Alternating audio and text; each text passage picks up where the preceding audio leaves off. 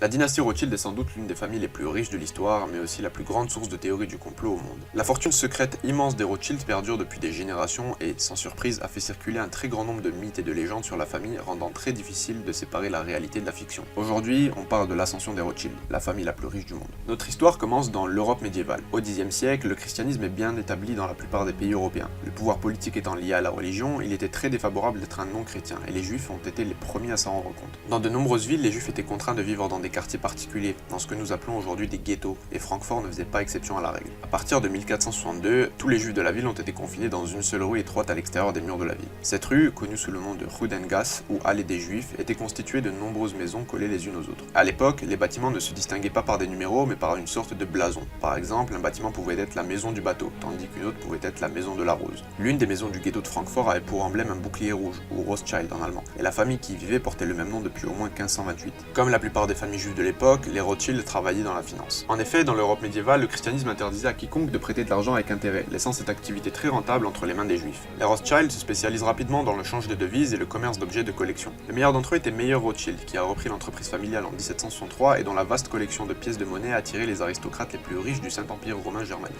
Parmi eux, le prince héritier Wilhelm de Hesse, qui a rencontré Meyer en 1769 et avec qui il a rapidement établi une relation de confiance pour toutes les questions financières. Lorsque Wilhelm arrive au pouvoir en tant que Wilhelm IX de Hesse en 1785, il engage Meyer pour gérer ses finances en tant que Hofjude, ou juif de la cour. Bien qu'un tel titre puisse sembler insultant aujourd'hui, il était très prestigieux à l'époque, car il était courant en Europe centrale que la noblesse confie ses finances à des Hofjude, en échange de protection, d'argent et parfois même de titres de noblesse. Meyer supervisait la collecte des impôts dans les terres de Wilhelm et devait garder son argent en sécurité, une tâche qui allait devenir très difficile en 1806 lorsque Napoléon envahit la Hesse, forçant Wilhelm à l'exil et mettant sa fortune en péril. Néanmoins et contre toute attente, Meyer avait déjà tout prévu. En 1798, il avait envoyé l'un de ses 5 fils, Nathan Rothschild, à Londres pour lancer un business similaire à ce qu'il faisait. Ainsi, Meyer n'a eu aucun mal à déplacer la fortune de Wilhelm à Londres, où il l'a ensuite prêtée à la couronne britannique, finançant ainsi les Britanniques dans leur lutte contre Napoléon. À la mort de Meyer en 1812, la fortune de Wilhelm et l'héritage des Rothschild étaient désormais entre les mains de Nathan, qui décida de rester à Londres tandis que son frère aîné reprit l'entreprise familiale à Francfort. Pendant ce temps, les 3 autres fils de Meyer se dispersent à travers l'Europe, établissant des succursales dans les principales capitales européennes. Quel que soit le pays où ils se trouvent, les frères continuent à suivre la même stratégie consistant à prêter leur argent à l'aristocratie et aux gouvernements locaux. La succursale française devient ainsi le banquier de Léopold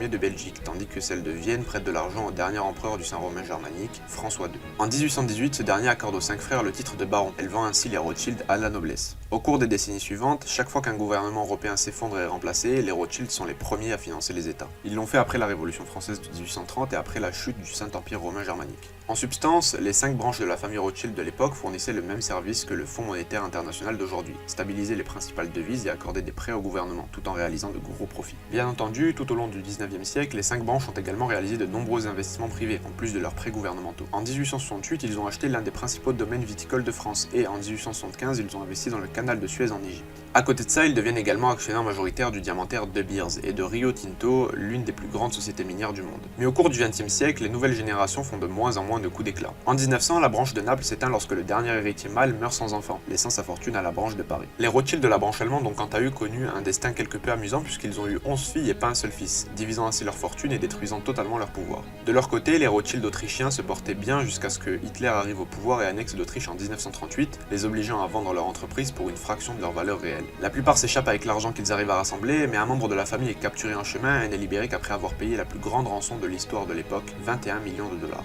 Cette rançon a ruiné la branche autrichienne des Rothschild, les nazis ayant déjà saisi tous leurs manoirs, entreprises et œuvres d'art. Quelques années plus tard, le même sort est réservé à la branche parisienne. Les collections possédées par les Rothschild français sont si exceptionnelles qu'Hitler et Göring se rendent en personne pour les voir et choisir ce qui leur plaît. Grâce aux inventaires détaillés établis par les nazis, nous savons aujourd'hui qu'ils ont saisi un total de 5003 objets dans les différentes collections Rothschild et que la grande majorité d'entre eux n'ont jamais été restitués. Les Rothschild français ont pu restaurer leurs activités après la guerre, avant que les socialistes ne décident de nationaliser leur banque en 1981. Au final, seule la branche anglaise a réellement réussi à traverser le XXe siècle avec une fortune intacte. Son patriarche durant la seconde moitié du XXe siècle, Sir Evelyn Rothschild, s'est retiré en 2003 pour laisser place à David Rothschild, un membre de la branche parisienne qui a fusionné les 2 branches en une seule entité et a contribué à garder la fortune familiale secrète en mettant en place un réseau complexe de sociétés écrans partant de la Suisse et aboutissant Dieu sait où.